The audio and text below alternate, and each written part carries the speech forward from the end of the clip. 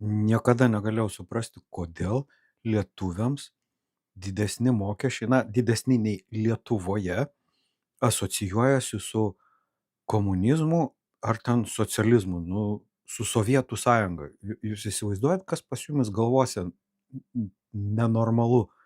Jums tokios šalis, kurios iš esmės remia Lietuvą, tai yra kaip remia?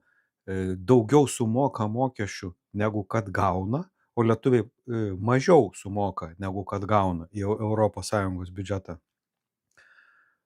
Tokios šalys, tai yra Vokietija, Olandija, Prancūzija, prieš tai dar UK kol buvo, Italija, Danija, Austrija, ž vat tie, kurie daugiau sumoka nei gauna, jie pagal juos yra socialistai ir komunistai, nes pas juos didesni mokesčiai.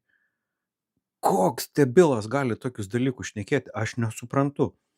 Mes norim pasilikti ten, kur esam, ane, lietuviai, mokesčių prasme. Vis gauti, gauti, gauti ir niekada, niekada nemokėti.